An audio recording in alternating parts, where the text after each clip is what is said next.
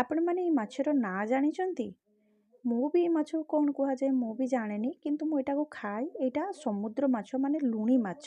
ଆଜି ମୁଁ ଏଇ ମାଛକୁ ମୋ ବୋଉ ପ୍ରୋସେସ୍‌ରେ ରାନ୍ଧିବି, ଯେମିତି ଆମ ବାଲେଶ୍ୱର ସାଇଡ଼୍‌ରେ ରନ୍ଧାଯାଏ। ବହୁତ ସିମ୍ପୁଲ୍ କିନ୍ତୁ ବହୁତ ଚଟପଟା ରେସିପି, ନିଶ୍ଚୟ ଥରେ ଟ୍ରାଏ କରିବେ। ମାଛକୁ ଭଲ ଭାବେ କାଟିକି ତାକୁ କ୍ଲିନ୍ କରିକି ଧୋଇକି ନେଇ ଆସିଛି। ସେଥିରେ ହଳଦୀ ଗୁଣ୍ଡ ଆଉ ଲୁଣ ପକେଇକି ଭଲ ଭାବେ ମିକ୍ସ କରିନେଇଛି। କଢ଼େଇରେ ସୋରିଷ ତେଲ ପକେଇ ଦେଇଛି, ଆଉ ତେଲକୁ ଭଲ ଭାବେ ଗରମ ହେବା ପାଇଁ ଦେବା। ତେଲ ଭଲ ଭାବେ ଗରମ ହେଲା ପରେ ସେଥିରେ ସବୁ ମାଛ ପିସ୍‌କୁ ମୁଁ ଦେଖନ୍ତୁ ଏଇଭଳି ଭାବେ ପକେଇ ନେଇଛି। ମିଡ଼ିୟମ୍ ଫ୍ଲେମ୍‌ରେ ରଖିକି ମାଛକୁ ଓଲଟିକି ଭଲ ଭାବେ ମାଛକୁ ଭାଜି ନେବା।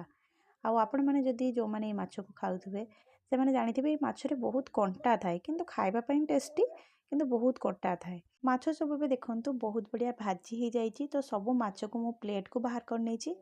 ଏହି ତରକାରୀ ପାଇଁ ମସଲା ପ୍ରସ୍ତୁତ କରିବା, ତା ପାଇଁ ମୁଁ ଏଠି ଗୋଟେ ପିଆଜକୁ ଛୋଟ ଛୋଟ ପିସେସ୍‌ରେ କାଟିକି ନେଇଛି ଗ୍ରାଇଣ୍ଡିଂ ଜାର୍‌ରେ।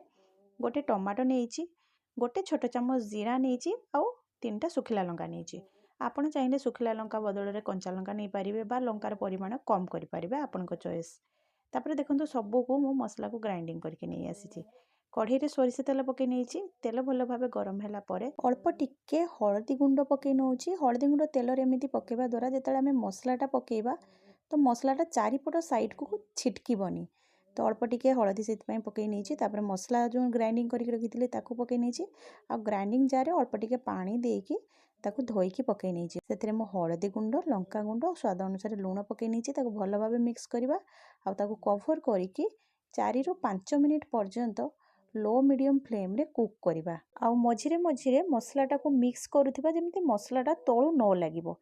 ମସଲା ଭଲ ଭାବେ କଷି ହେବା ଭିତରେ ମୁଁ ଅଳ୍ପ ଟିକେ ତେନ୍ତୁଳି ନେଇଛି, ଆଉ ସେଥିରେ ଅଳ୍ପ ଟିକେ ପାଣି ଦେଇକି ତାକୁ କିଛି ସମୟ ପାଇଁ ବତୁରି ଦେବା, ଯେମିତି ତେନ୍ତୁଳିର ମଣ୍ଡଟାକୁ ଆମେ ବାହାର କରିକି ପରେ ୟୁଜ୍ କରିବା।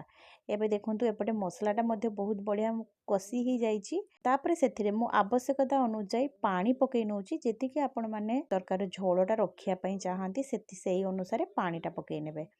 ପାଣି ପକେଇ ସାରିଲା ପରେ ପାଣିଟାକୁ ଭଲ ଭାବେ ଫୁଟିବା ପାଇଁ ଦେବା। ପାଣି ଭଲ ଭାବେ ଫୁଟି ସାରିଲା ପରେ ବାଇଗଣକୁ ମୁଁ ଏଇଭଳି ଭାବେ ପତଳା ପତଳା କାଟିକି ପକେଇ ନେଇଛି। ତ ବାଇଗଣ ଯେତେବେଳେ ଆଡ଼୍ କରିବେ ପାଣିଟା ଫୁଟୁଥିବା ଦରକାର, ନହେଲେ ବାଇଗଣ ସିଝିବନି।